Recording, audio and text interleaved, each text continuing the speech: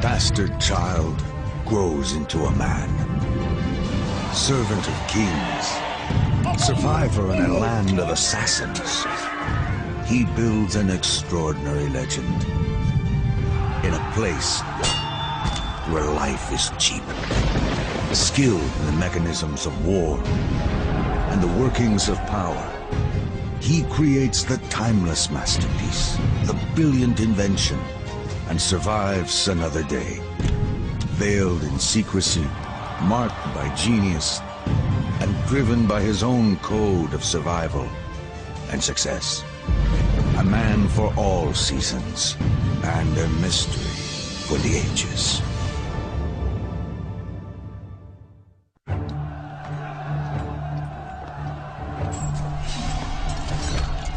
Constantinople, the capital of the Byzantine Empire. It stood as a symbol of Roman glory for more than 1,000 years. But after a brutal siege, it falls at last to the Muslim Turks. The Pope, Pius II, right after the fall of Constantinople, reminded everybody in letters he sent throughout Europe that this was a monumental event. The collapse of the mighty Byzantine Empire seems like the very end of civilization itself. But civilization is about to see a rebirth. With the old city, an old idea dies, and a new one escapes, finding refuge to the west, in the city-states of Italy. To the Byzantines, God is the center and meaning of everything. But a revolutionary idea, humanism, allows for the study of man and new explorations into science. It is a philosophy with the power to change the world. In studying God, we can study the theology and the philosophy of God. But in studying man, we can study biology, zoology, anthropology, technology, sciences of all different types. Humanism transferred man's focus to man.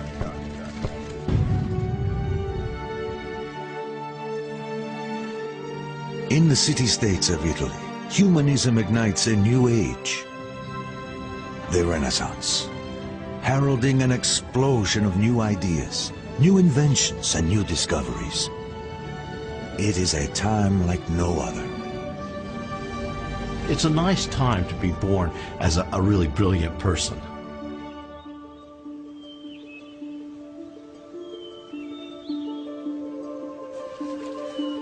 In a small rural town in Tuscany, a young boy discovers the world. Almost from the beginning, the mysteries of nature fascinating. He grew up in the countryside outside of Florence, and he seems to have been able to find all kinds of animals and plants and insects. But young Leonardo has no real place in the world, no future. He is the bastard child of a respected notary and a poor farmer's daughter. He lives in his father's house, while his mother is left to marry a man of her own class. His mother married, sometime after Leonardo was born, a local guy who is known through what seems to be a nickname, Attaccabriga. The fighter, the quarreler, the guy with the fists. They probably lived locally. It's not inconceivable that Leonardo would have had some access to her, but it's equally possible that Leonardo's family kept him away from these other people who were of a different social station. Young Leonardo enjoys a comfortable childhood with his father and stepmother. But because of his illegitimate status, his prospects look bleak. It's sort of like a second-class family membership. Legal offspring, obviously, are going to inherit the family estate, as well as follow the father into the family business. Leonardo is disqualified in some measure from that. Leonardo!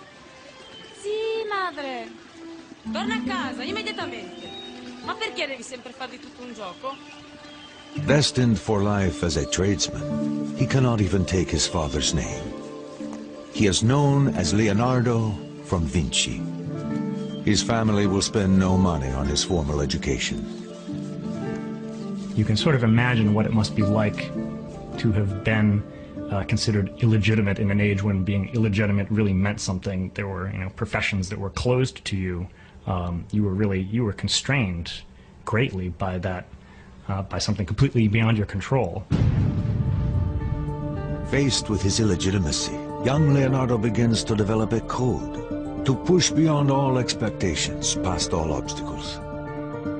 It will eventually propel him into the corridors of power and on to greatness.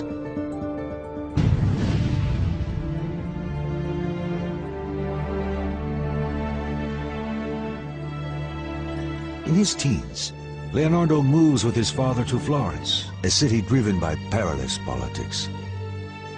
In this thriving place of commerce and beauty, one family stands at the center. A family whose importance to Leonardo will grow as he matures. The Medici. The Medicis are in charge of Florence because they were the bankers early on, and they gained control of Florence. And even though it was a republic and somebody should be voting for them, they controlled all the votes.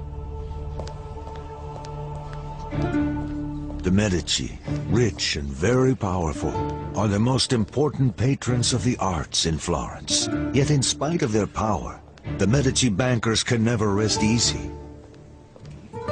Assassination is common, as rival banking families compete for the city's wealth. I mean, if you look at some of these paintings just of the Renaissance leaders, they're wearing what looks like studs on their clothing. No, they're wearing cloth-covered armor. L'interesse è difficoltoso, come avevamo discusso. E allora onoratelo col vostro sigillo. They're scared to death that they're going to get knifed in the streets. The Medicis keep a poisoner on staff at all times. I mean, what's going on? In a society governed by fear, suspicion breeds a brutal form of justice. Any accusation, personal or political, can be lodged anonymously through the tamburo. This dangerous box throws a dark shadow on Leonardo's future. Once a citizen lodges a charge, the authorities investigate. Even the innocent are shamed, and the guilty severely punished.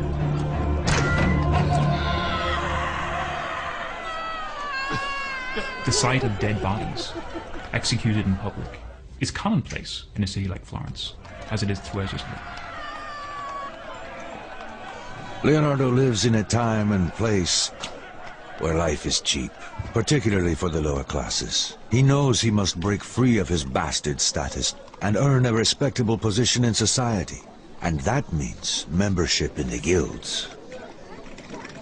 Florence is a city that is officially governed by the guilds. It's been that way since the end of the 13th century. The government of Florence is drawn from the most powerful guilds. The guilds are professional trade unions, but most are closed to a bastard like Leonardo. It seems quite clear that he didn't have any kind of formal schooling, which would have been the norm if he had been a legitimate child of his father rather than the illegitimate son that he was. For Leonardo, it is difficult to gain entry to even a lower non-professional guild. His one hope rests in his talent and the help of his father's well-placed friend. Tu devi essere Leonardo. Ti stavo aspettando. Tuo padre pensa che hai del talento. In 1468, when Leonardo is 16, his father sends him to Andrea de Verrocchio, a highly regarded Florentine artist.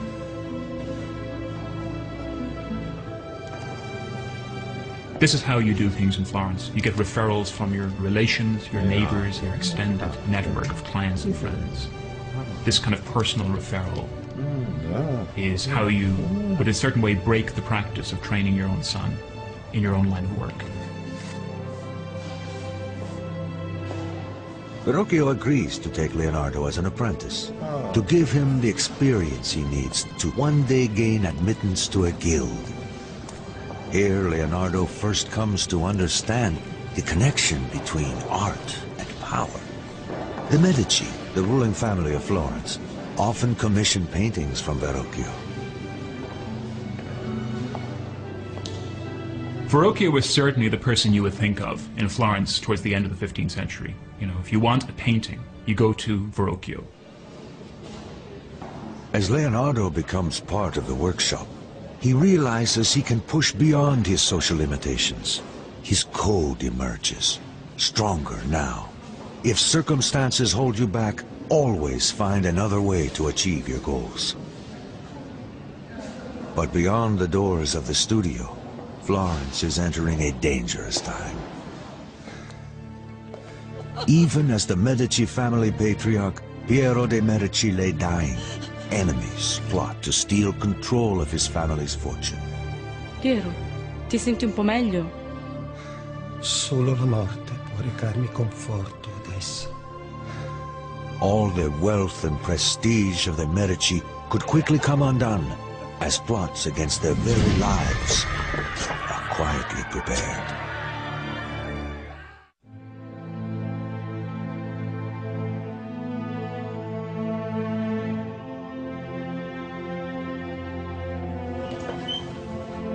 As young Leonardo da Vinci arrives in Florence to establish a career, Florence finds itself at the brink of violence.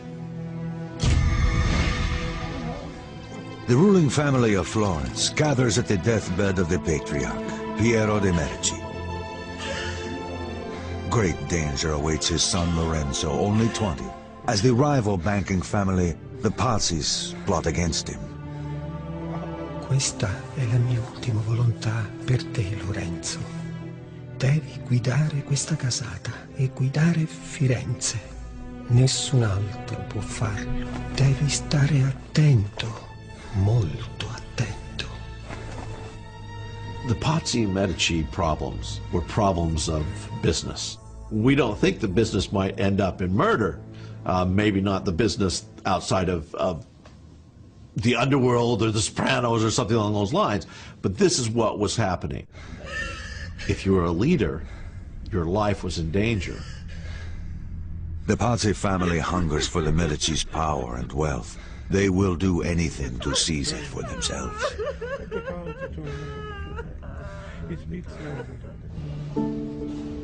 The young Leonardo is unaware of the political storms gathering around Florence.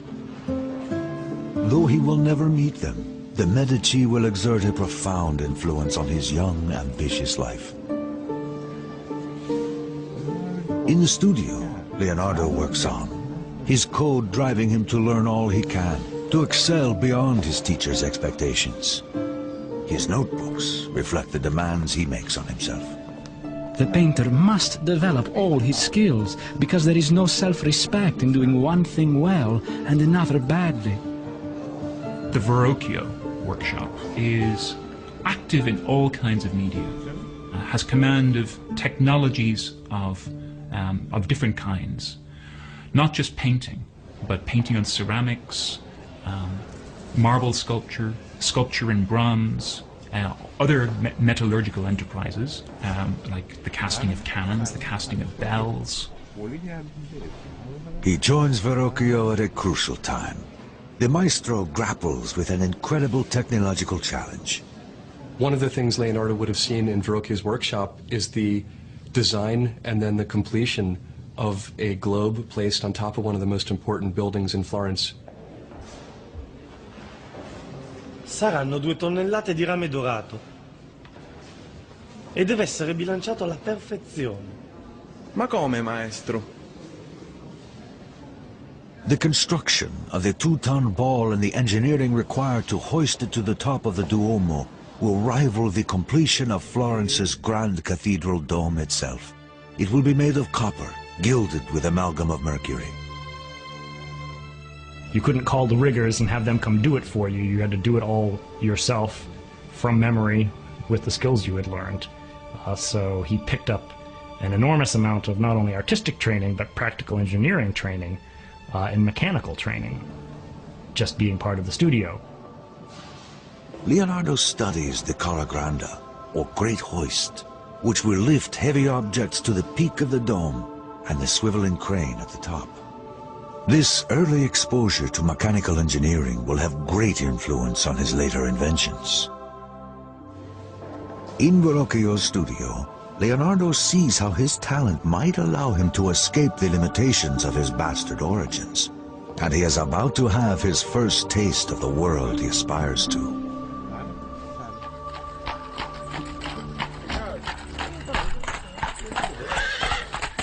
Verrocchio and his students are invited to bring their best work to the Medici Palace to prepare for a visit from the influential Duke of Milan. According to 16th century Italian biographer Giorgio Vasari, Leonardo has already distinguished himself. The greatest of all Verrocchio's pupils was Leonardo da Vinci, who, beside beauty and grace, had a power of intellect that whatever he turned his mind to, made himself master of. Leonardo, portalo a me! In the grand house, the young men will see how wealth and beauty come together in the homes of the very powerful. An inspiring lesson for all of them. But the arrival of the Duke of Milan provides an even greater inspiration for Leonardo. As the Duke, the patriarch of the Sforza family, parades into Florence, Leonardo watches from the cheering crowds. Like Leonardo, the Duke is an outsider with no pedigree, and yet he is at the pinnacle of power. The Sforzas in Milan, they are actually the descendants of condottieri, of mercenaries, who at a certain moment in time moved from being hired soldiers into actually marrying into the political lineages and then actually coming into control of Milan. Leonardo cannot help but be inspired. In the Duke, he sees a man who has overcome his common origins, achieving influence and success. To do the same, Leonardo knows he must use every advantage he has. He was supposed to be extraordinarily handsome, very concerned about his looks, always dressed very well, supposed to be enormously strong. They said he could bend horseshoes with his bare hands. People just immediately liked him when they met him because he had this kind of undefinable quality to him that made people be attracted to him. And that's also a quality that is described in Leonardo's art. Though it is too early for Leonardo to know it, his fate and his future will hinge on the Sforza family as he uses his charisma and his talent to build a better life.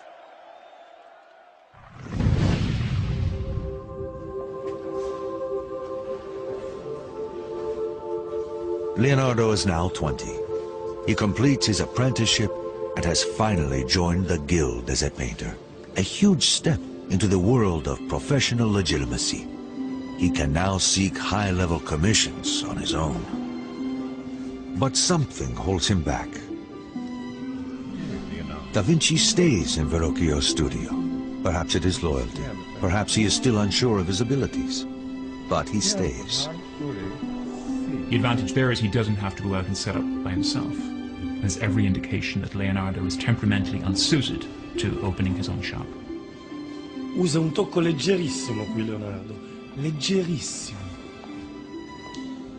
We can see a large number of commissions for paintings being, at least in part, turned over to the young Leonardo, so that he's a serviceable, adaptable, younger partner in the firm. And as he works, Leonardo's reputation grows, even reaching the attention of the Medici family. In the case of the Medicis and Leonardo, it appears, though, that they recognized very early on that this guy had great talent and he was going to exceed his mentor and exceed his fellow students, and so they took a particular interest in him. Here in the workshop as Verrocchio's protege, Leonardo's first great work emerges. It is considered the oldest surviving Leonardo painting. The angel on the left, far in the corner of Verrocchio's The Baptism of Christ, is only a fragment, a tantalizing glimpse of the genius to come. It is only the mediocre pupil who does not surpass his master, Leonardo writes. And legend has it that Verrocchio, after seeing Leonardo's angel, never painted again. These are all qualities that you can look at that painting today and you can see that's the hand of somebody else, some exceptional painter who really is not present in the rest of this painting. Leonardo had an incredible ability to see motion and to capture motion in his paintings. For example, the ringlets of hair, which have a kind of bounce or spring. He was able to suggest that with paint in a way that no one else really could. Talented, connected, attractive, Leonardo knows what he wants and is on his way to securing it. But the jealousies and envy of others, anonymous voices and accusations will put at risk all that he has built and threaten to send him back to oblivion.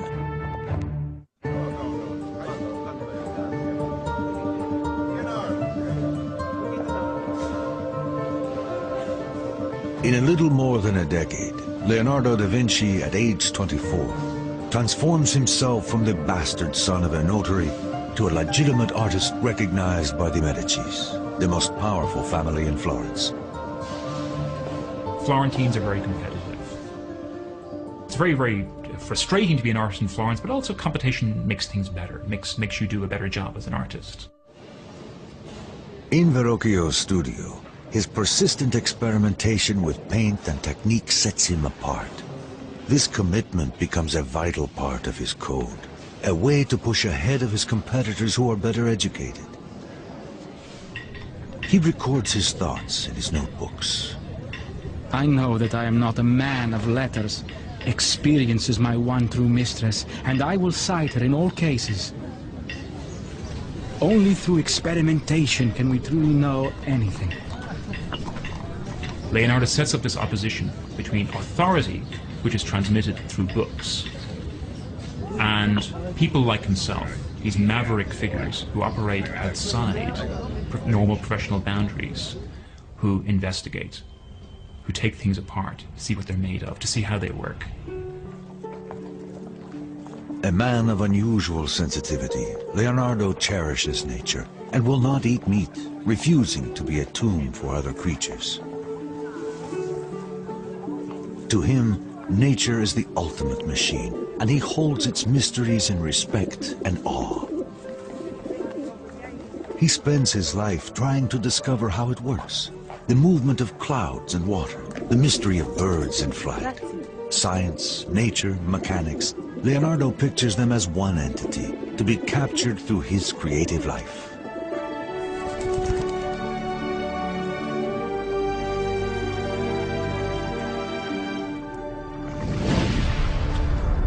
Nature is one thing, human nature something else.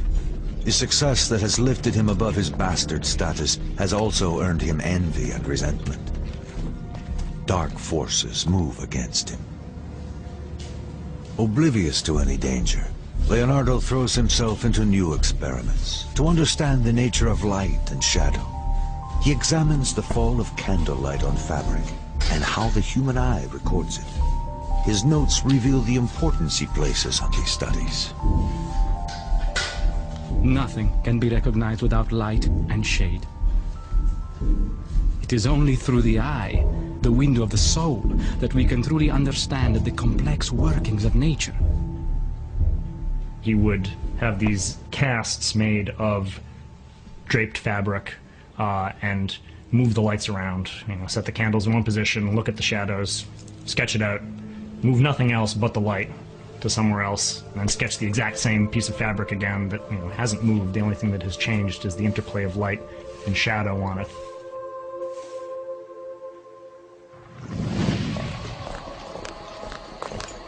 But in 1476, envy and betrayal catch up with him. Born in the hands of the Night Watch, the dreaded secret police of Florence.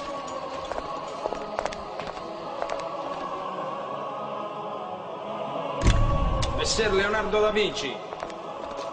Siamo delle guardie notturne. Siete accusato di crimini contro Dio. Dovete venire con noi. At 24 years old, Leonardo is anonymously accused of sodomy with a 17-year-old male prostitute.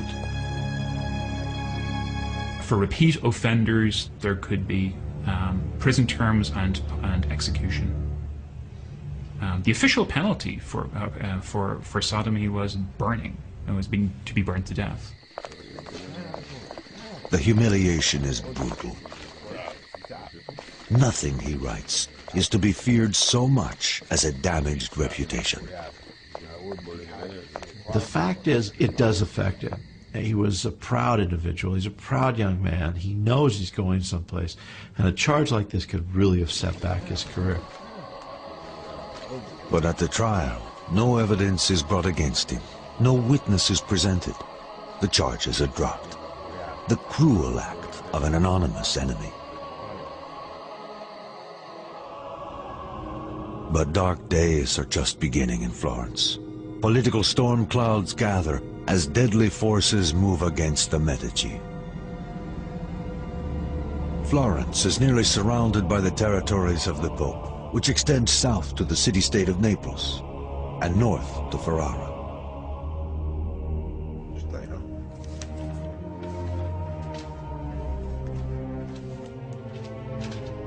But this realm is not enough for the avaricious Pope Sixtus IV. The Pope conspires to expand his power into northern Italy, into the lands held by the Medici. To break the Medici stronghold, Sixtus finds an eager ally in rival banker Francesco de Pazzi. Ed io, Francesco de Pazzi, presterò a voi I soldi necessari ad estendere le terre papali. The Pope transfers his accounts into the coffers of the Pazzi family bank. But the Pazzi want more than the papal account. They want the Medici out of the way. Forever. The Medicis needed money in their banking system. The Pazzis needed money in their banking system. And when the two of them were vying for what little amount of money there was in Italy that was not already spoken for, that's when problems occurred. And that's when we get to violence.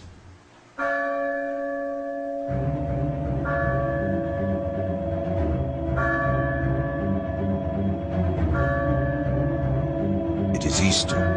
In celebration of the Prince of Peace, the Medici take their personal seats across the aisle from the Pope's henchman, Francesco de Pazzi. They have no idea of the danger they're in. At a prearranged point in the Mass, it begins.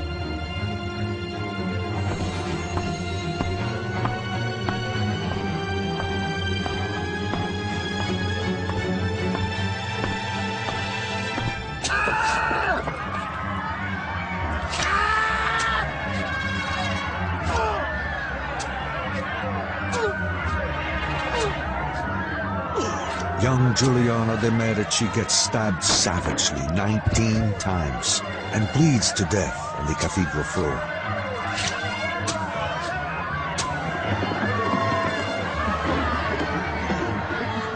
His wounded brother, Lorenzo, barely escapes. With the Pope behind them, the Pazzi family believe they will get away with their plot. They are dead wrong. The Medici's supporters quickly rally, and the Pazzi uprising is put down with extraordinary violence. Lorenzo's counter-strike is swift and merciless. We get a sense of the Medici's power in the outcome of the murder, the immediate retribution. There was no rights for the criminals. They were dispensed with, and they were dispensed with in a very public manner. That very day, Francesco de Pazzi is hanged alongside a co-conspirator, the Archbishop of Pisa. They drag his body around, they chop it to pieces, humiliate it in all kinds of ways. This is familiar in ways that we find hard to imagine. But the Medici have not finished. One assassin is still at large. Weeks later, Bernardo Baroncelli, the murderer of Lorenzo's brother, is finally captured and hanged before an enthusiastic crowd. Leonardo da Vinci is there. Here's the young Leonardo drawing this hanging corpse and writing underneath who it is and exactly what he's wearing. That's one of the first things we have of Leonardo. Leonardo makes the famous drawing of Baroncelli hanging on the gibbet. The bodies of condemned criminals is commonplace in a city like Florence, as it is throughout Italy. Violence and murder taint the very air of Renaissance Italy, and it will continually color Leonardo's work. Two messengers race to Florence, carrying deadly news. The Pope has excommunicated Lorenzo de' Medici in retribution for executing the Archbishop of Pisa. He dispatches the army of Naples to force Lorenzo to surrender. This is a big army. This is something that is going to be difficult to defeat, and difficult to defeat without a huge amount of economic loss and loss of lives and societal upheaval.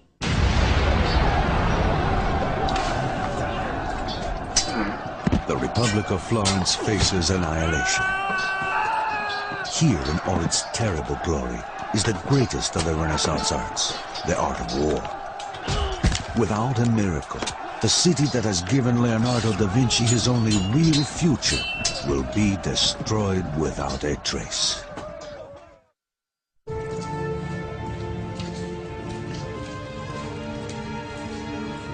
Messer Leonardo da Vinci. Arrested on trumped-up sodomy charges, Leonardo da Vinci endures a damaged reputation. And then Florence itself is thrown into danger as war erupts with Naples. To punish the Medici for the execution of one of his archbishops, Pope Sixtus sends King Ferdinand of Naples to invade Florence and attack the smaller Florentine army.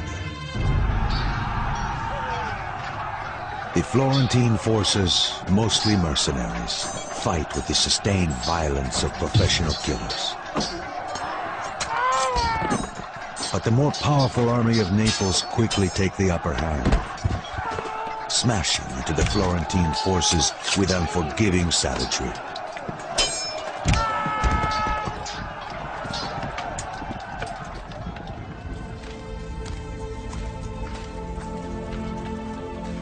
In the terrible aftermath, it is clear to Lorenzo that the city's plight is desperate.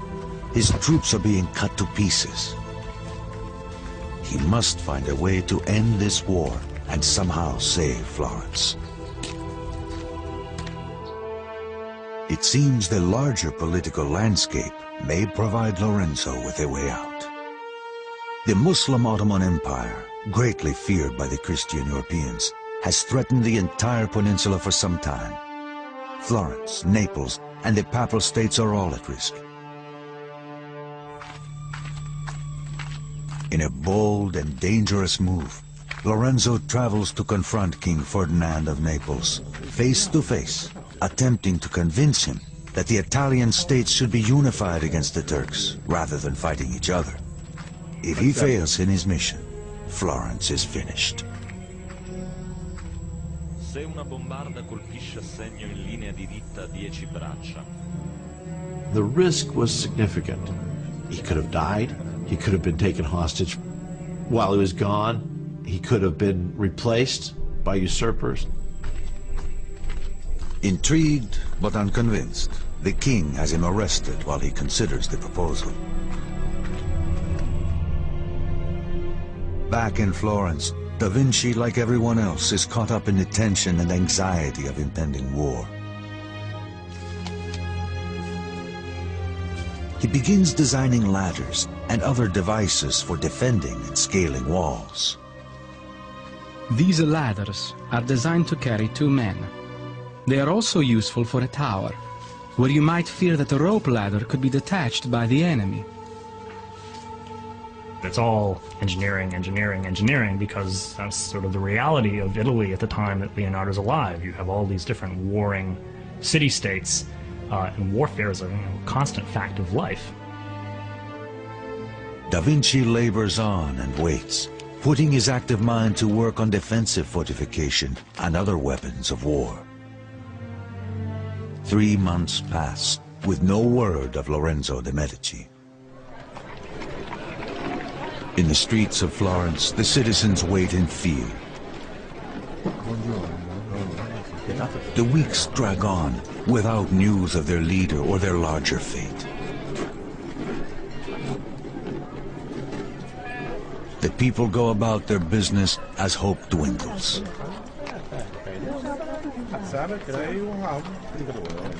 The Medici dynasty and Florentine independence seem doomed. They knew what their situation was. When Lorenzo's in the camp of an opponent, they must have been nervous. He could lose his wealth. He could lose the city. The Florentines could lose the city. And then, a commotion rolls through the streets.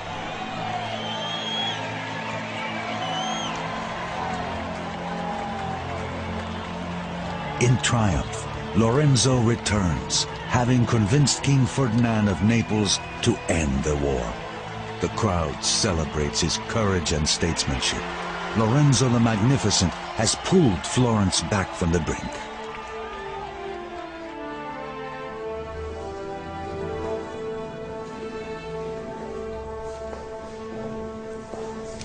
As peace at last comes to Florence, Leonardo receives a commission to paint the Adoration of the Magi, an altarpiece for the monastery at San Donato a Scopito. It is his first important work. We have the Adoration of the Magi treated like nobody has really conceived this event before. Among the turmoil of figures that are surrounding the kind of serene Virgin and Child, this frenzy of devotional attention, there are rearing horses. It's a turmoil of men and horses. He forms the composition almost in a square, with a triangle made up of the Virgin and kneeling kings. But here, Leonardo is using the body of the horse to invest his composition with dynamic motion and energy, the sense of frenzy, the sense that this is almost like an apocalyptic event in the incarnation.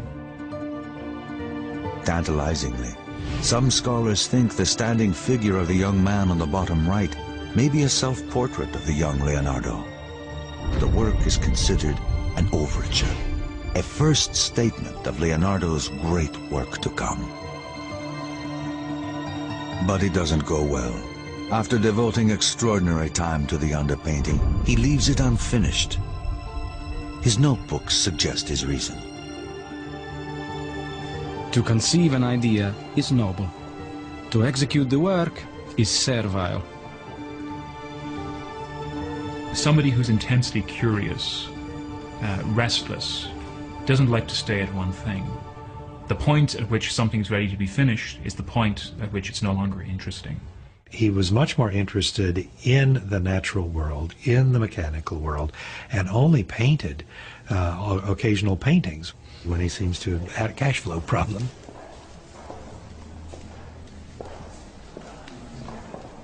It is a bad time for Da Vinci to abandon his painting. Lorenzo de' Medici is considering artists for a plum assignment, a trip to Rome to help decorate the Pope's Sistine Chapel. It is the kind of commission that a young artist like Leonardo could only dream of, a real chance to shine before the most powerful patrons in Italy. Lorenzo's choice will affect Leonardo's future and shape his destiny, for better or for worse.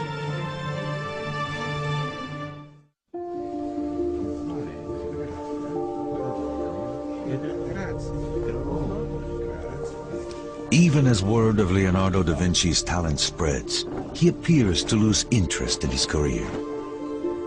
An important commission is not completed. Clients grow angry.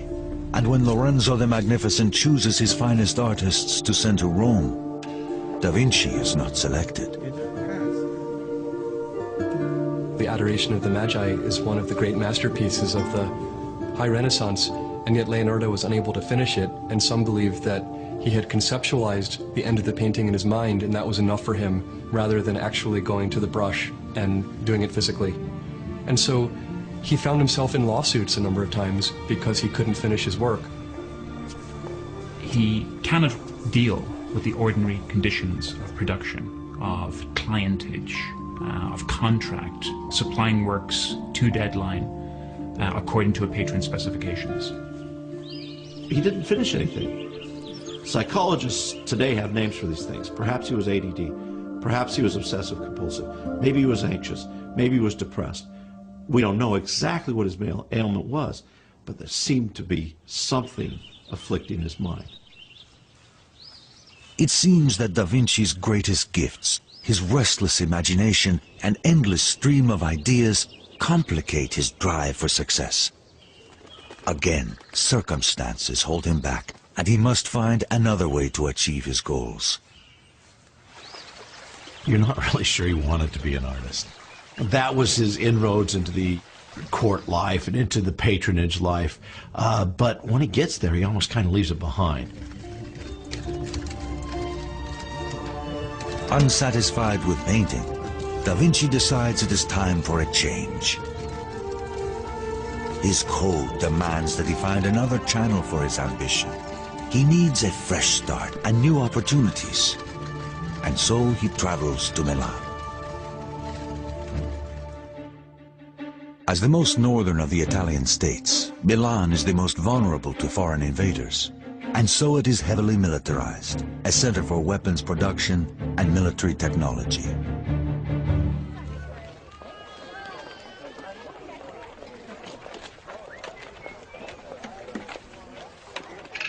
As he moves to the armorer's stalls in the streets of Milan, Da Vinci finds a vibrant city, always on the brink of battle, always ready to defend itself, not just from rival city-states, but from the superpower of France as well. In the tools of war, large and small, Da Vinci sees a future he could not realize in Florence. Italy is a theater of war, as local powers call in the bigger powers of Europe with disastrous results. In the royal palace of Milan, a letter arrives. Carefully worded and boastful in tone, it presents to the acting Duke Ludovico Sforza the credentials of Leonardo da Vinci, not as an artist, but as a genius of military engineering. I have plans for extremely light and strong bridges, adapted to be most easily carried. I have plans for making mortars, easy to transport, and able to fling small stones, almost resembling a storm, and creating smoke terrifying to the enemy. Where a bombardment of cannon might fail, I can make catapults and other machines of marvelous accuracy and not in common use. Da Vinci's designs are visionary. His covered assault car is an improvement of an earlier well-known idea, but it will take 400 years before the concept is realized as the modern tank in World War I. Da Vinci describes the machine in his notes.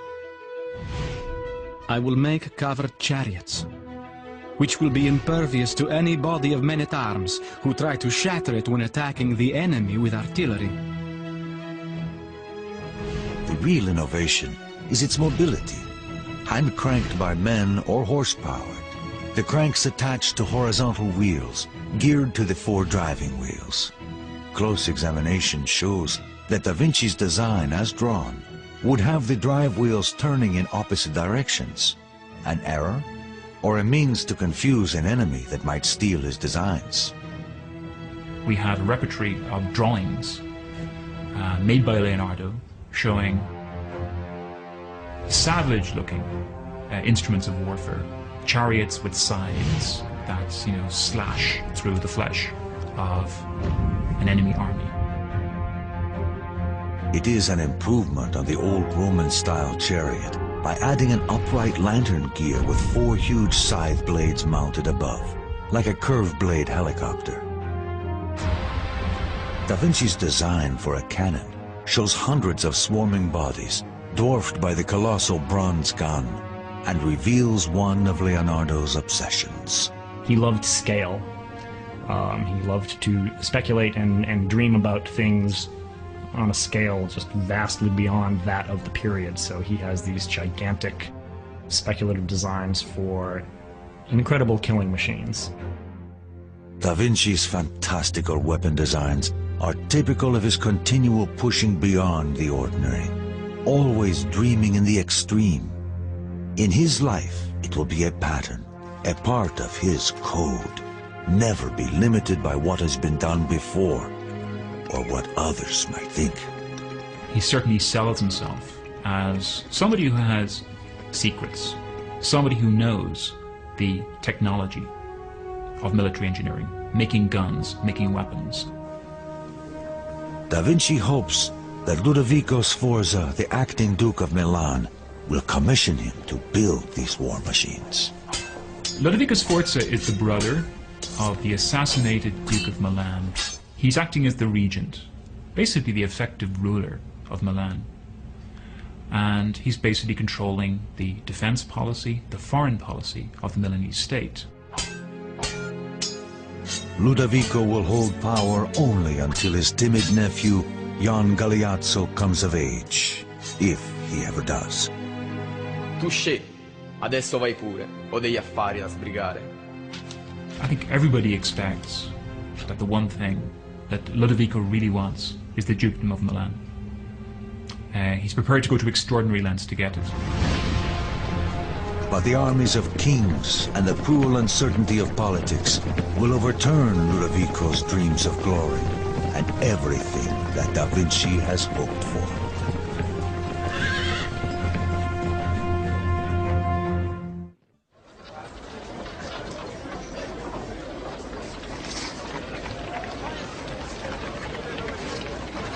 After leaving Florence, Leonardo da Vinci, now 30, arrives in Milan hoping to sell his skills in military engineering to the acting Duke Ludovico Sforza, a shrewd and militaristic noble.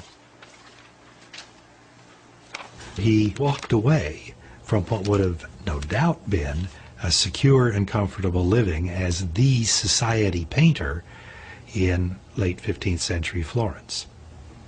He went instead to the bustling but military, aggressive, politically turbulent city of Milan, up near the French border. At the end of the 15th century, Italy is a theater for war, as the smaller city-states of Milan and Naples struggle to survive against the superpowers of France and the Ottoman Empire, pressing in from all sides. Cleverly exploiting these unstable politics, Leonardo's letter to the Duke outlines every imaginable military skill he has as an engineer. Fortress design, cannon construction, siege machines. Only in the very last line does he mention that he is also a painter.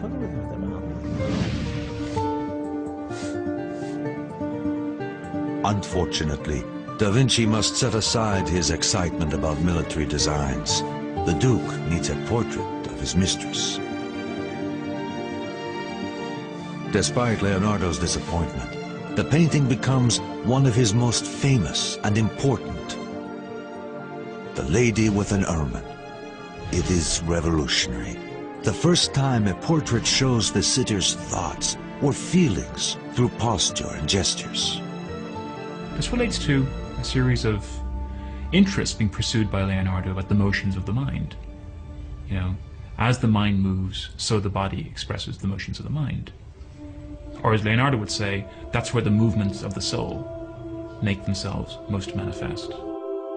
Her head turns to the right, as if distracted by something to the side. The animal as well is tense and alert. Again, Da Vinci's code pushes him to tackle new ideas. He's almost obsessive in his quest to want to know as much as possible about what he's interested in while he's interested in it.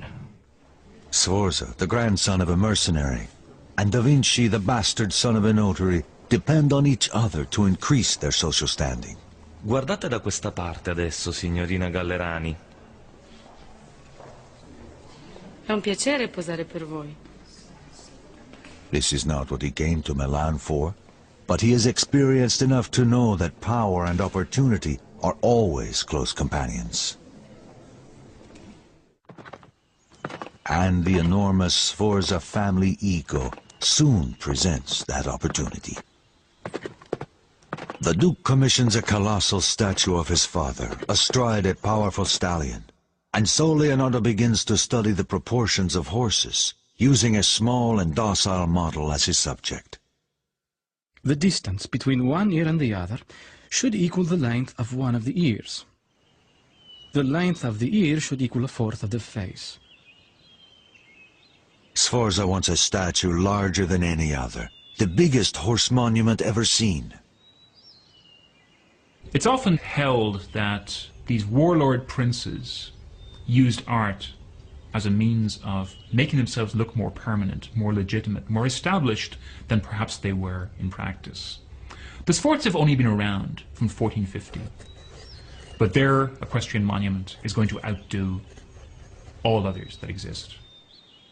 Leonardo considers the challenge of creating the 24-foot-high statue a career-making opportunity, a triumph of art and technology to last the ages. He will devote more than a dozen years of his life to the process. It was going to be a statue on a scale so much larger than anything that had come before it that it required all kinds of new technologies to figure out how to make this thing. Extending his vision and skill to the utmost, Leonardo will create countless smaller clay models and devote the next several years to figuring out how to cast the Colossus in 60 tons of bronze. Because he wanted to cast the horse in particular as one piece, this would have been cast upside down, he had to dig casting pits. Well, Milan is built in a river valley and there is a water table down there.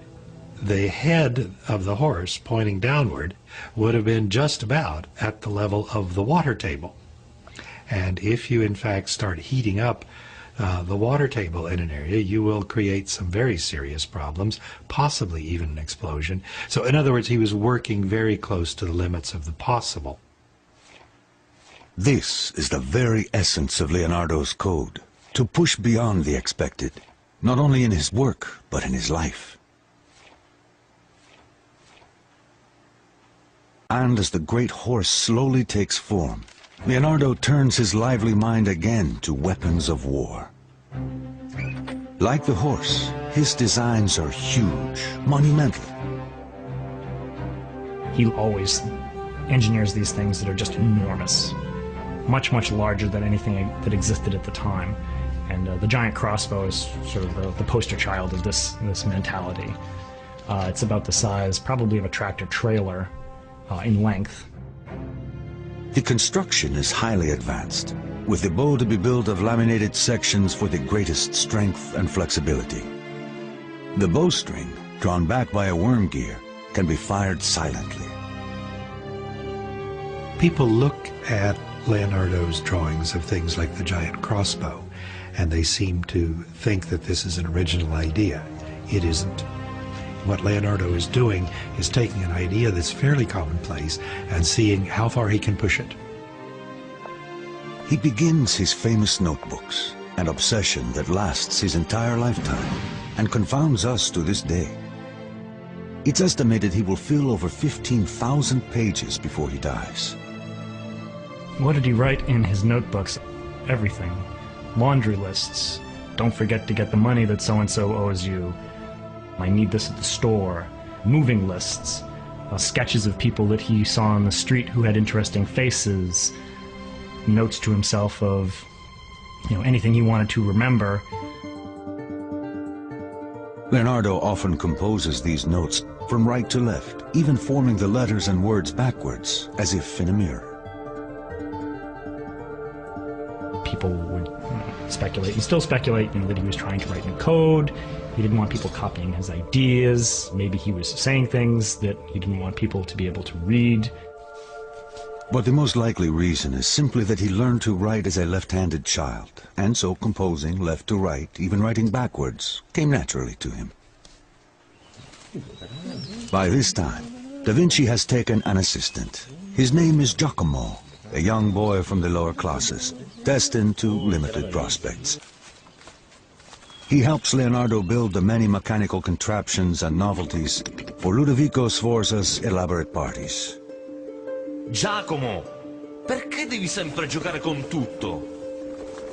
E dammi quel pianeta. Da Vinci comes to call him Salai, meaning little devil. The mischievous boy will stay with Leonardo for the rest of the artist's life.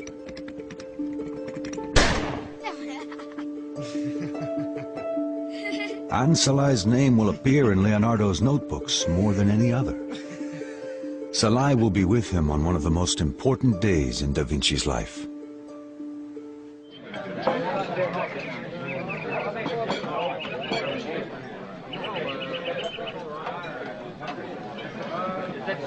Ludovico stages an elaborate family celebration, which features Leonardo's colossal clay model of the Sforza horse, unveiling it for the first time before the nobility. The Sforza horse was supposed to be the largest cast statue in the world that was going to, sort of trumpet the glories of the House of Sforza and also probably secure Leonardo a lifetime position in the court there. The party, like Da Vinci's horse, is a celebration of Ludovico's power.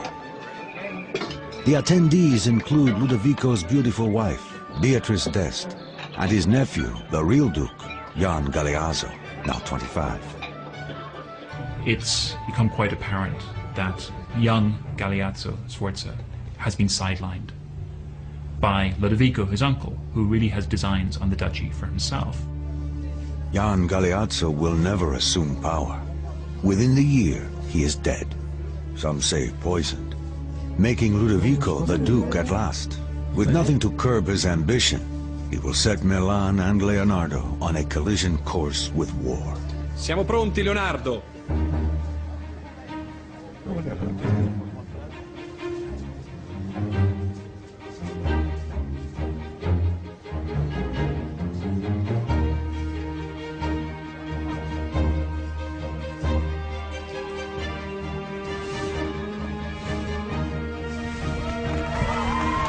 Via il telo!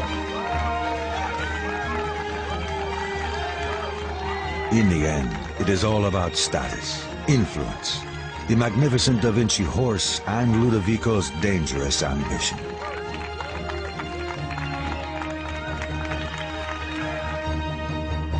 In 1494, as the new Duke of Milan, Sforza joins forces with France. Together, the powerful allies invade the Italian city-state of Naples.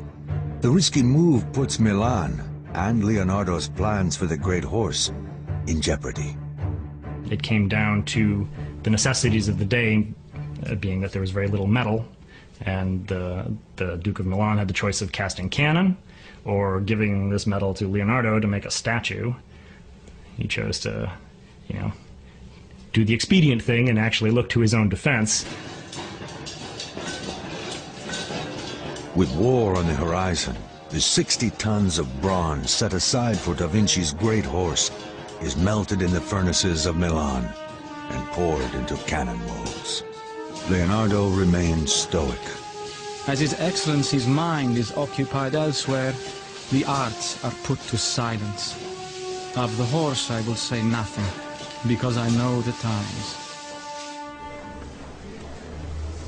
The Duke, still eager to establish a great legacy for the Sforza name, gives Da Vinci a new commission, a religious mural for the court church Santa Maria delle Grazie, to be decorated with his family coat of arms. It will become one of the world's great masterpieces. But to the priest's consternation, years pass with no sign of completion. Maestro Leonardo, quando pensate sarà finito? Ho solo bisogno di mettere una faccia a Giuda. No, fermo lì. La vostra sembianza sarà perfetta. Leonardo spends more than 3 difficult years on the mural, a complex and beautiful rendering of Christ's final meal with the apostles. It is called The Last Supper. Revolutionary for its time, Leonardo's painting captures the dramatic moment when Jesus tells his apostles, "One of you will betray me." In his writings, Leonardo describes how the gestures and faces of the apostles convey such intense distress. One twists the fingers of his hands together and turns grim-faced to his master. Another, with hands outspread, showing the palms, shrugs his shoulders. Da Vinci's attention to human response reveals his obsession with science. He mastered anatomy, he was a master of geometry, he mastered perspective, and by utilizing all these sciences, Leonardo could create an art that was scientific in a way. Painting was a source of knowledge, just as geometry was a source of knowledge. But in The Last Supper, Leonardo pushes his scientific approach too far as he experiments with his paints, incorporating oil, which proves incompatible with the plastic base. So he decides he's going to try a new technique at drawing the fresco, and it doesn't work. In fact, it destroys much of what he has labored to do. Within decades, dampness in the wall begins to disintegrate the oil-based paint. But Leonardo will not be there to see it happen. France, Milan's former ally in their war against Naples, now has a new king with a new goal, the submission of Milan.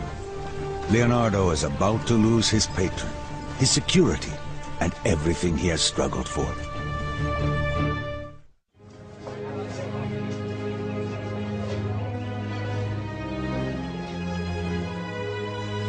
In Milan, Leonardo da Vinci has created some of his most important work. He spends 17 years in the court of the Duke Ludovico Sforza, realizing his own dreams of success. As Leonardo nears the age of 50, the political winds change. Sforza's former ally, France, abruptly invades Milan. Da Vinci at once loses his patron and his security. His notes reflect his reversal of fortune. The Duke has lost his state, his property, and his freedom. None of our great enterprises will come to pass. The occupying French army, bent on annihilating any sign of the Sforzas, used Da Vinci's epic sculpture for target practice.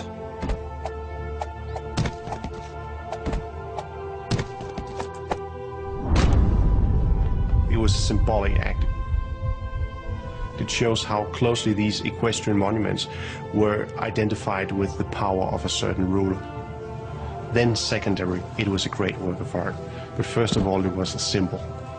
Da Vinci learns in this cruel act how fleeting his success might be, and how vulnerable he is to the fickle nature of politics. Saddened by the loss of the great horse, an aging Leonardo leaves Milan with his faithful apprentice Salai.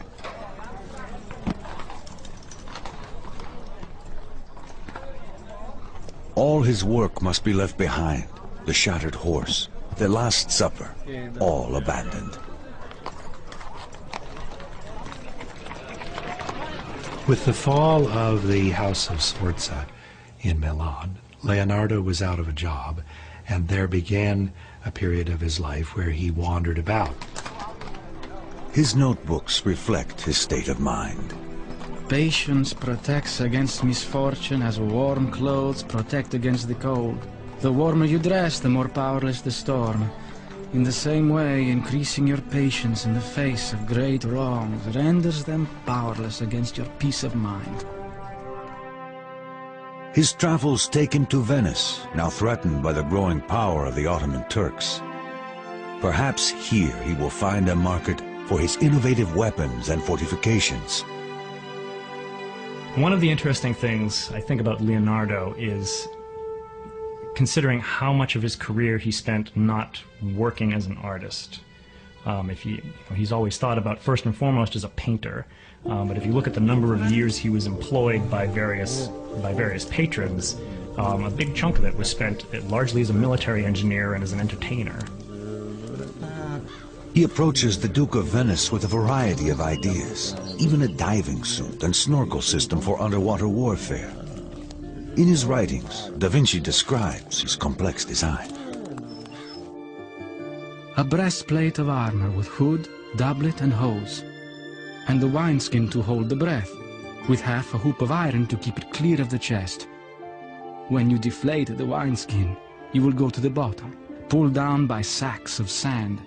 When you inflate it, you will rise to the surface.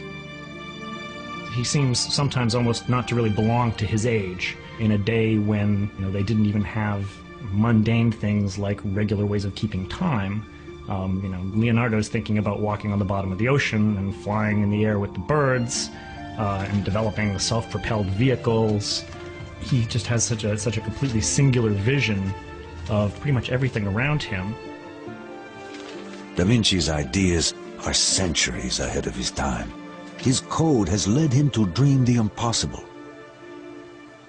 But Venice has no interest in his inventions. He is considered a foreigner, and his visionary ideas create only suspicion.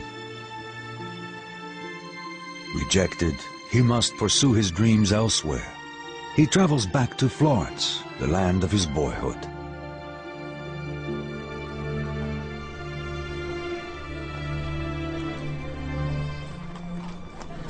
It had long since come to my attention that people of accomplishment rarely sit back and let things happen to them.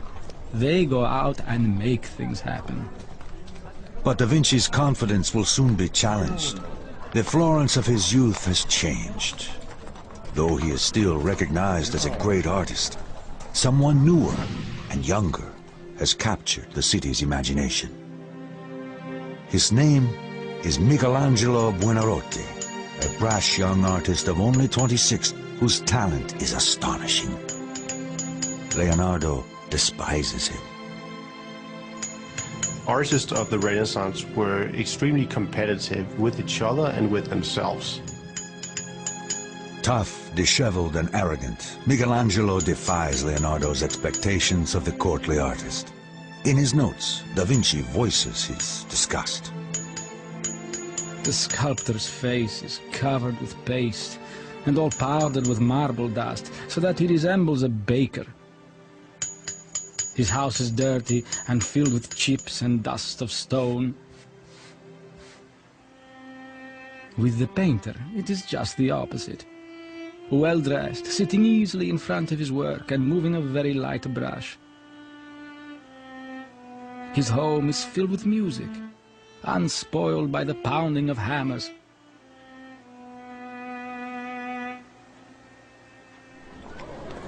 The simmering hostility between Leonardo and Michelangelo quickly becomes public. One day, as Michelangelo approaches on a busy street, Leonardo defers a question about the writer Dante to the passing sculptor. Chiedi a Michelangelo. Lui ha letto Dante. Spiegatelo da solo. E già che ci sei, spiega come hai imbrogliato la gente di Milano con il tuo impossibile cavallo. Stung by the insult, reminded of his failure, Da Vinci is bitter. He continues to mock Michelangelo's work. I think I'm quoting him accurately when he criticized painters like Michelangelo, for whose anatomy, he said, made people look as if they were bags full of walnuts. Almost 25 years older than Michelangelo, Leonardo is dispirited, packing up his paints each night with less passion than the night before. His writings reflect his growing despair and increasing age. Oh, time, devourer of all things, oh, spiteful age, how you destroy and consume everything with the relentless teeth of years, little by little in a slow death. Dejected, Leonardo finds opportunity in one of the most unlikely of patrons, a man whose treachery surpasses all others, even in this violent time. His name is Cesare Borgia, and he is bent on carving a bloody path to power straight through the heart of Italy.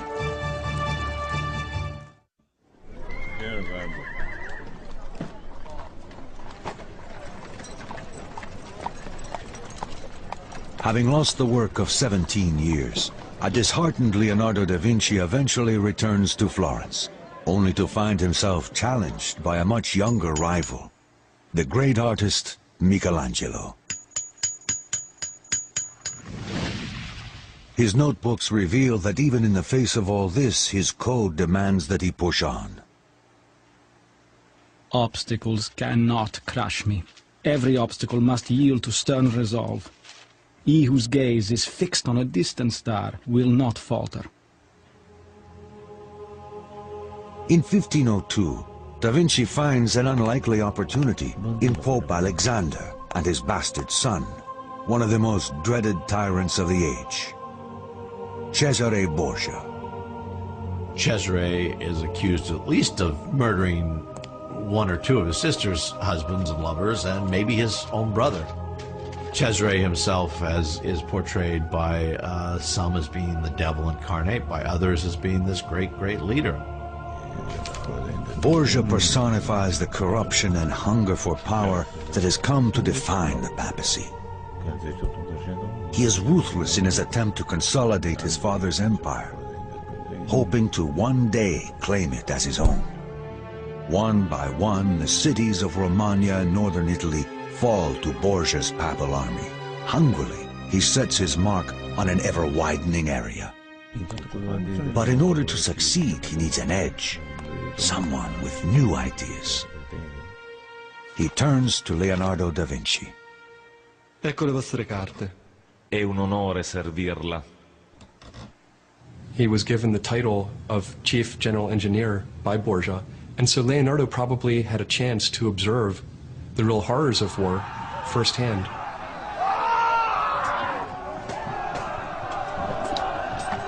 The villages of northern Italy become Borgia's slaughterhouse, as his mercenary armies move to expand the holdings of his father, the Pope. Borgia has been described as one of the cruelest men in Italian history, and in fact Borgia was the subject of Machiavelli's book The Prince, as the model warlord who could achieve this unification of Italy. The death of the innocent means nothing to Borgia, as he seizes whatever he desires. He makes a reputation as a man of extraordinary cruelty, pragmatic, intelligent, and deadly. Da Vinci serves his patron well, supervising the building of defensive works, towers, trenches, and weaponry. He is finally given the opportunity to pursue military designs, to practice the art of war. For Borgia, Leonardo's greatest skill lay in his unique bird's-eye view map, a key to success in battle. By handing these maps to Borgia, Leonardo was enabling this warlord to run his troops through the night and arrive ahead of time at the battle and have a chance to win. And so the relationship between Leonardo and warfare is very complex. Da Vinci and the ruthless Borgia work well together, each with a complex mind, each actively ambitious. In the mechanics of war and the subtleties of power, Leonardo excels. This may be one of the things that Leonardo is never given credit for. He seems to know the political winds, and he seems to blow quite nicely with them. And he fits in very well with Cesare's court. Although Borgia's savagery is well known to Da Vinci, the violence suddenly becomes more personal when Borgia orders the brutal execution of 3 captains. One, Vitellozzo Vitelli, is a friend of Da Vinci's. The artist is repelled. His writings reflect his growing doubts. Truly man is more savage than beast, for our brutality exceeds theirs. We live by the death of others. he finally decides that even animals, they kill for a reason. Human beings, it becomes part of their nature, just to kill.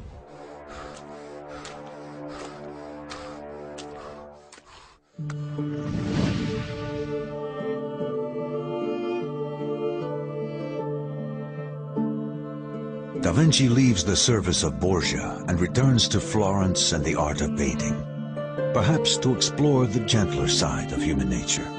There he begins the one work for which he will always be remembered. No, non ridete. Sorridete. È divertente ma non isterico.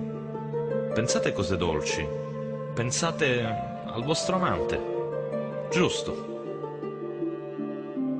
It is called the Mona Lisa. No one knows who she is, or if she even existed at all. As he paints, Da Vinci keeps her amused with music and entertainment. Leonardo says in his writings that faces are most beautiful at dusk. He captures this effect by using transparent films of paint, a technique which is later called sfumato, which means kind of literally smoking, kind of a smoky effect. You can see it in these almost invisible transitions from light to shade, which are so enigmatic and so incredible that anybody could paint that with brushes.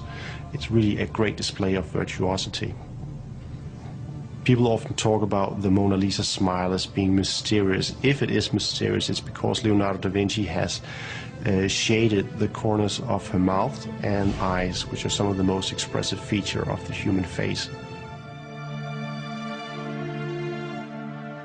Is to suggest that the Mona Lisa is a painting of a mystery, that there's something very, very secret going on with the Mona Lisa. And this is, we get the elaboration of this myth of secrecy about the Mona Lisa's smile. Or who is the Mona Lisa? You know, is she Leonardo's lover? Is she Leonardo himself? History does not reveal her true identity. Da Vinci's biographer Vasari identifies her as Mona Lisa Gioconda, the wife of a merchant. But Vasari never saw the painting, and Da Vinci himself never left any clue. Carried it around with him for years, and he kept working on it. Never quite done. The only reason it exists in the form it exists today is because he died. The Mona Lisa remains forever a work in progress, a physical manifestation of his code, of his commitment to achieve the impossible, perfection in painting.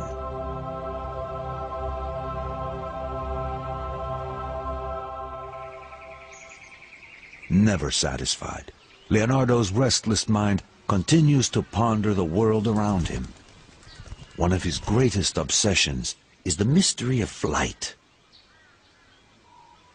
I mean, in a day when there is no stop-motion photography, he was able to look at birds in flight and actually see that birds don't just flap their wings up and down. It's a very complicated sort of figure-8 motion of the bird's wing tilting and coming up and turning and pushing down with every single beat. He uses his knowledge of engineering to design machines that he hopes will be capable of flight, and he makes a bold prediction. There shall be wings for man. If it is not accomplished by me, then it will be someday by some other. He adapts a child's spinning toy into a design for a hovering apparatus, using a helical screw rather than a rotor as modern helicopters do. He creates bat-winged flying machines whose wings would flap like a bird with an elaborate framework, one that even includes a rudder-like flight control. There is a legend that he tried to actually fly a machine and that the machine crashed and someone broke a leg in this attempt. Leonardo's machines are amazing and fantastic in the way that fantastic is fantasy. Maybe they didn't work, but they mean so much as far as the mind is concerned, as far as his actual ability to think beyond the box. But he seems to have realized that the amount of power necessary to make one of his 6-foot-long wings flap was more than a person could provide. So then he starts getting into more complicated designs that actually involve motors of some sort that will actually store up enough energy so that you can get them to flap for a while before the motor stops. Only late in life does he consider the idea of a single fixed wing, the idea that will eventually lead to successful flight hundreds of years later. For all his striving, for all his extraordinary designs, he never succeeds in solving the great challenge of manned flight. But for almost his entire life, he keeps trying. He's a brilliant man, he's a brilliant engineer as far as the theory is concerned. But maybe the practice, maybe the practical part of things, the practical part of engineering, which so often eludes these great thinkers, also eluded him.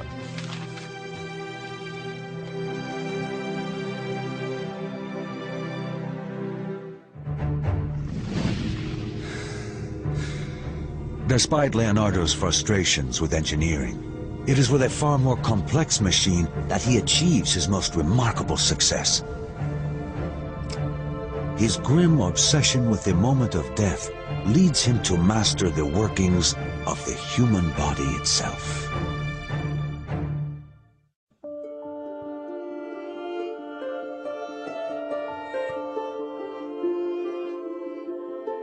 Leonardo da Vinci, now 53, has been working on the most recognized and celebrated masterpiece of all time, the Mona Lisa. He will keep working on it and keep it with him until the day he dies. His obsession with both artistic perfection and technical precision leads da Vinci in a surprising direction.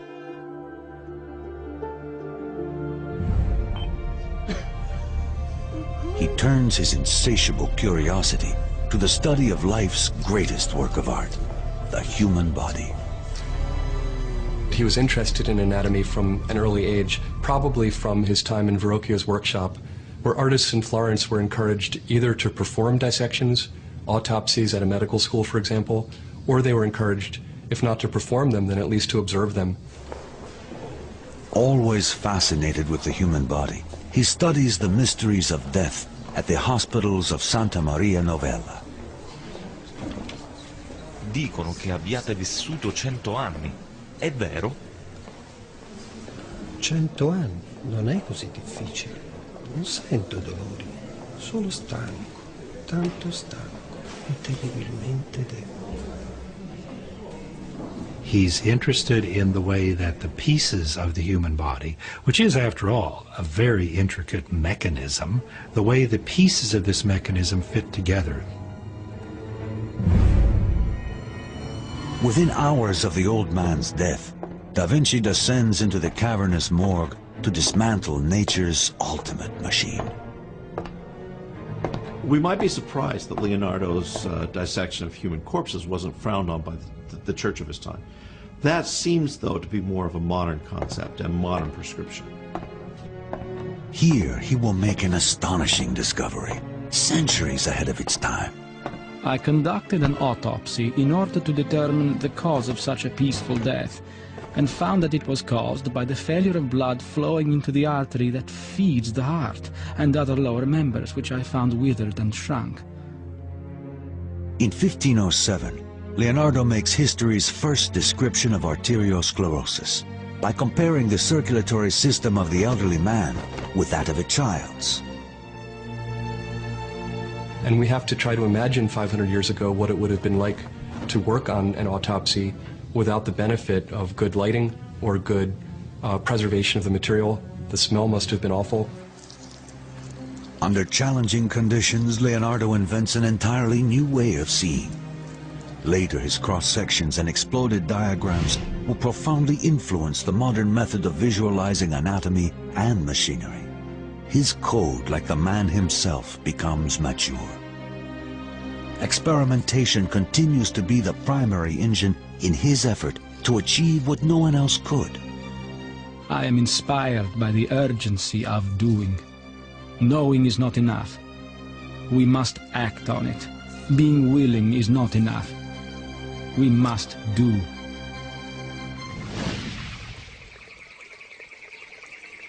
His famous notebooks reveal the extreme scope of his visionary ideas. And yet he never publishes a page of them. Often in his notes you'll see him talking about, I'm going to, do a book on this subject that will lay out this, and this. There was always, a little bit more you could do. There was one more observation you could make, and, time caught up with him. As Leonardo ages, his legacy becomes a casual bundle of documents, a lifetime of genius written onto thousands of bits of fragile paper, including the only image we have of the man himself. There is one image of an old man that's commonly attributed as being a self-portrait, but we don't know. It's completely untitled. It's just a sketch among, millions of other sketches that he did. And what I think is interesting is the extent to which that Leonardo is completely lost to us. Toward the end of his life in 1517, King Francis I of France, a great admirer and collector of his work, invites Da Vinci and his two assistants, Szalay and Francesco Melzi, to live on his royal chateau in Clos. Leonardo got his last job, which is essentially being court genius to the King of France. He didn't really have much in the way of responsibilities. The King of France just wanted him as an ornament. The king names Leonardo da Vinci favorite painter, engineer, and architect. Si sta facendo tardi, maestro. Possiamo continuarlo nel mattino. Francesco ed io lo aiuteremo a mettersi a letto. But at 65, Leonardo's triumphs are behind him.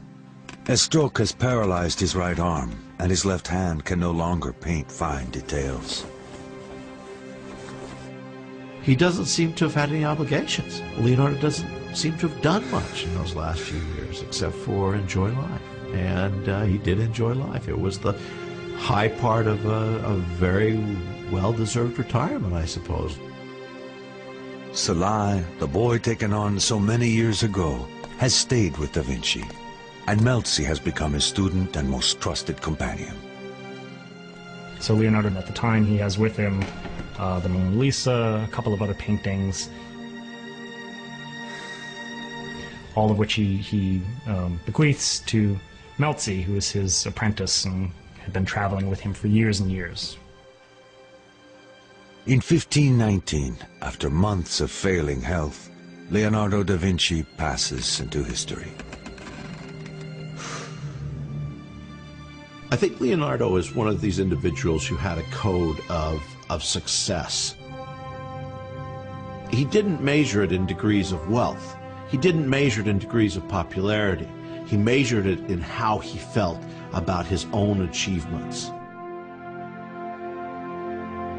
To me, Leonardo da Vinci represents something about human beings themselves. He represents someone who overcame a number of social obstacles and really does show what we're capable of. His ability to see so far beyond his present-day reality is, I think, one of the things that makes him eternally popular. We have a body of writing. We have a trail of documents. But Leonardo, it's a complicated mosaic. Painting was a source of knowledge. To Leonardo da Vinci, painting was a science.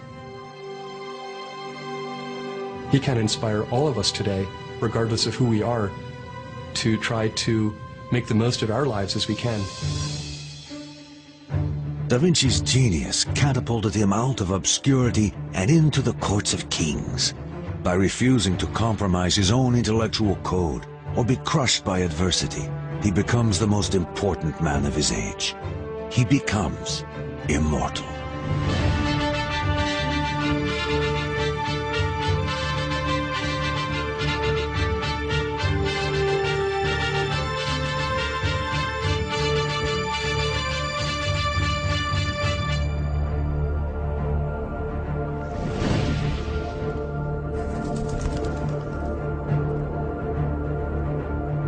Tuscany, a young boy discovers the world.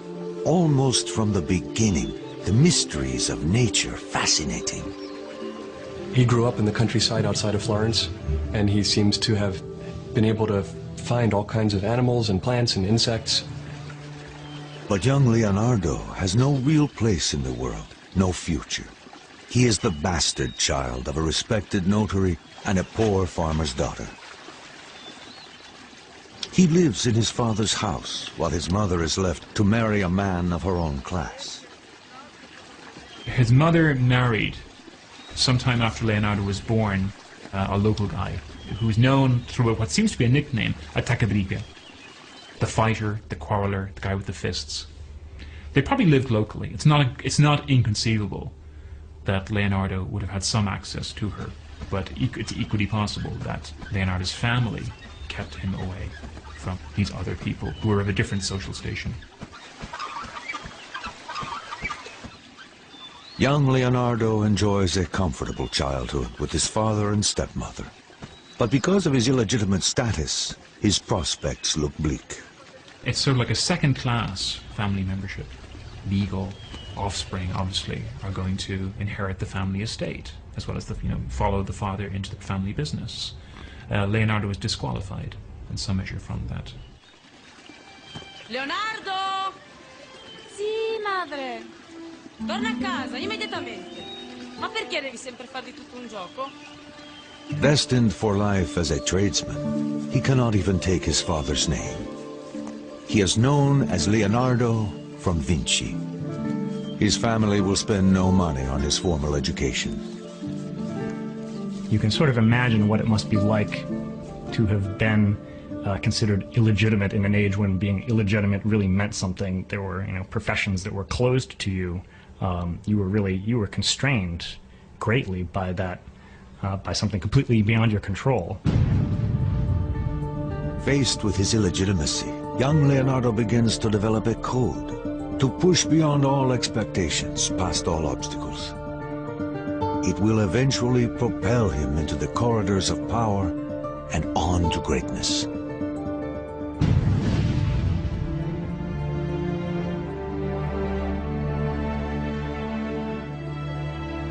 In his teens, Leonardo moves with his father to Florence, a city driven by perilous politics.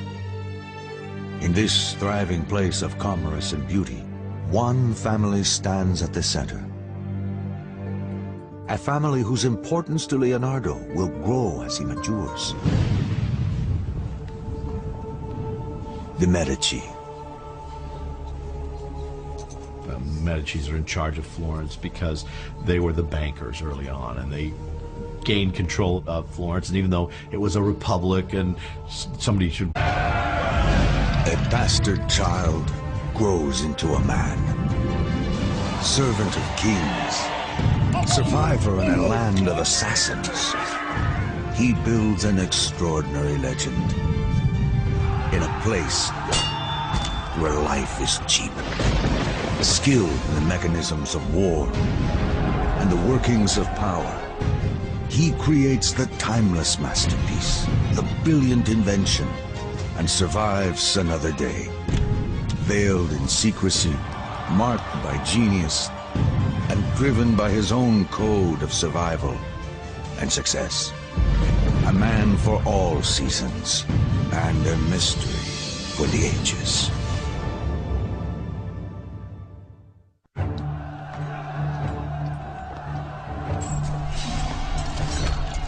Constantinople, the capital of the Byzantine Empire. It stood as a symbol of Roman glory for more than 1,000 years. But after a brutal siege, it falls at last to the Muslim Turks. The Pope, Pius II, right after the fall of Constantinople, reminded everybody in letters he sent throughout Europe that this was a monumental event. The collapse of the mighty Byzantine Empire seems like the very end of civilization itself. But civilization is about to see a rebirth. With the old city, an old idea dies, and a new one escapes, finding refuge to the west, in the city-states of Italy. To the Byzantines, God is the center and meaning of everything. But a revolutionary idea, humanism, allows for the study of man and new explorations into science. It is a philosophy with the power to change the world. In studying God, we can study the theology and the philosophy of God. But in studying man, we can study biology, zoology, anthropology, technology, sciences of all different types. Humanism transferred man's focus to man.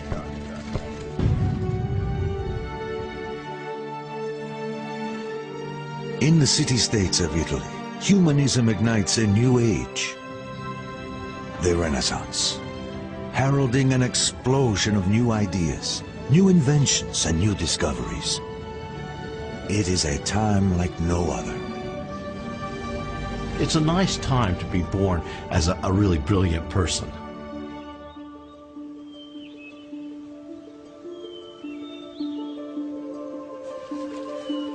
In a small rural town in highly regarded Florentine artist,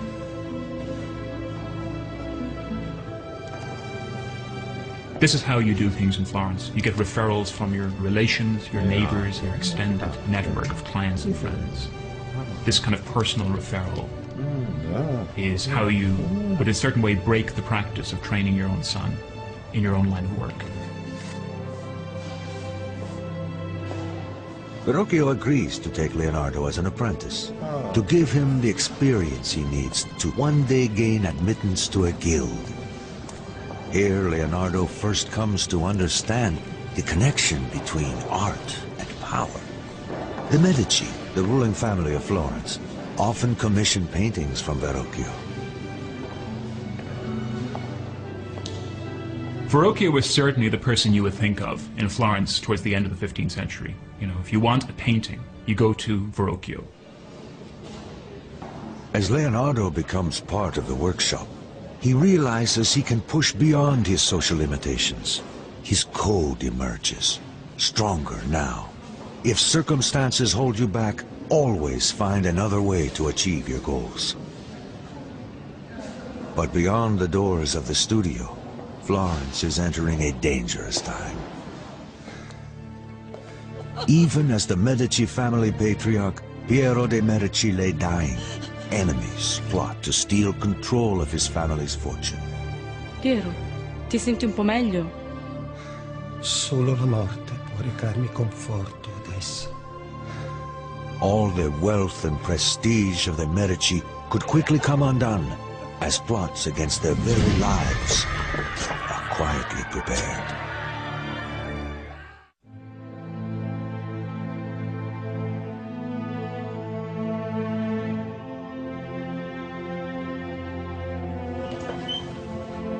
As young Leonardo da Vinci arrives in Florence to establish a career, Florence finds itself at the brink of violence.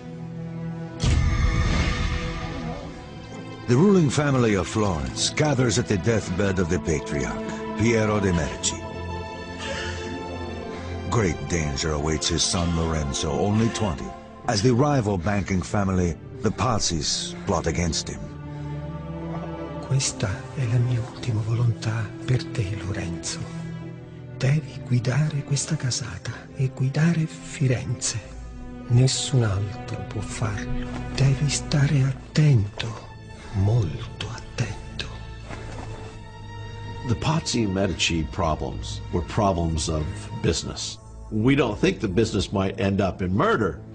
Maybe not the business outside of the underworld or the Sopranos or something along those lines, but this is what was happening.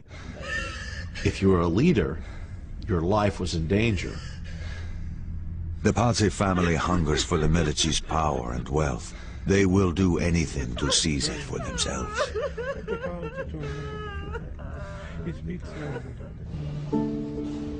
The young Leonardo is unaware of the political storms gathering around Florence. Though he will never meet them, the Medici will exert a profound influence on his young, ambitious life. In the studio, Leonardo works on, his code driving him to learn all he can, to excel beyond his teacher's expectations. His notebooks reflect the demands he makes on himself. The painter must develop all his skills, because there is no self-respect in doing one thing well and another badly. The Verrocchio workshop is active in all kinds of media, has command of technologies of different kinds. Not just painting, but painting on ceramics, marble sculpture, sculpture in bronze, other metallurgical enterprises, like the casting of cannons, the casting of bells. He joins Verrocchio at a crucial time. The maestro grapples with an incredible technological challenge. One of the things Leonardo would have seen in Verrocchio's workshop is the design and then the completion of a globe placed on top of one of the most important buildings in Florence. Saranno 2 tonnellate di rame dorato e deve essere bilanciato alla perfezione. Ma come, maestro?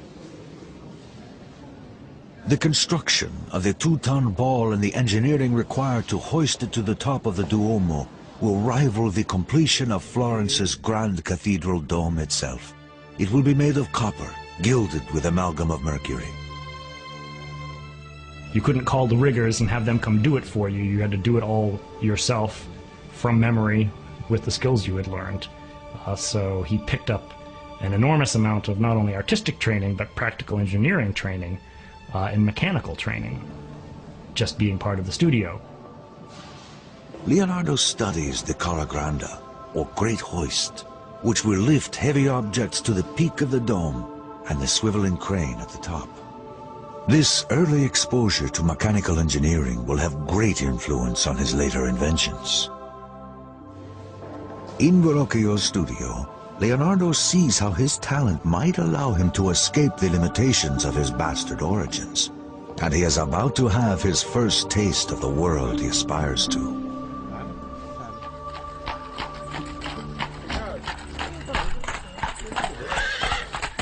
Verrocchio and his students are invited to bring their best work to the Medici Palace, to prepare for a visit from the influential Duke of Milan.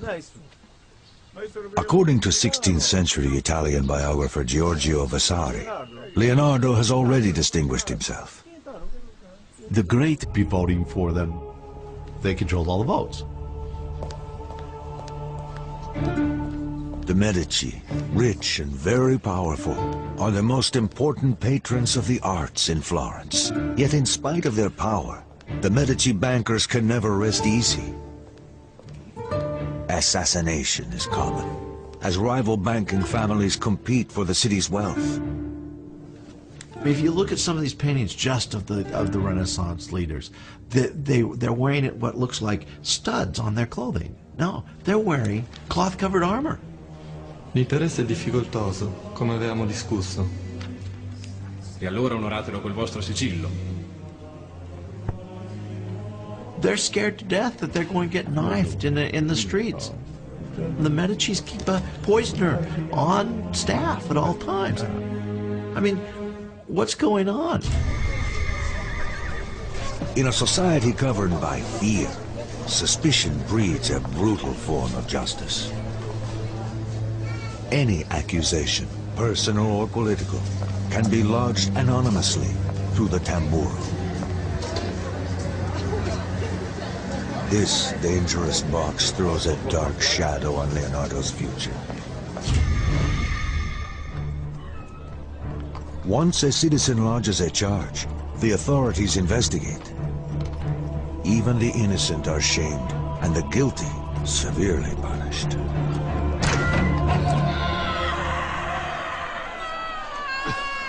The sight of dead bodies executed in public is commonplace in a city like Florence, as it is throughout Italy. Leonardo lives in a time and place where life is cheap, particularly for the lower classes. He knows he must break free of his bastard status and earn a respectable position in society. And that means membership in the guilds. Florence is a city that is officially governed by the guilds. It's been that way since the end of the 13th century. The government of Florence is drawn from the most powerful guilds. The guilds are professional trade unions, but most are closed to a bastard like Leonardo. It seems quite clear that he didn't have any kind of formal schooling, which would have been the norm if he had been a legitimate child of his father rather than the illegitimate son that he was. For Leonardo, it is difficult to gain entry to even a lower non-professional guild. His one hope rests in his talent and the help of his father's well-placed friend. Tu devi essere Leonardo. Ti stavo aspettando. Tuo padre pensa che hai del talento. In 1468, when Leonardo is 16, his father sends him to Andrea de Verrocchio,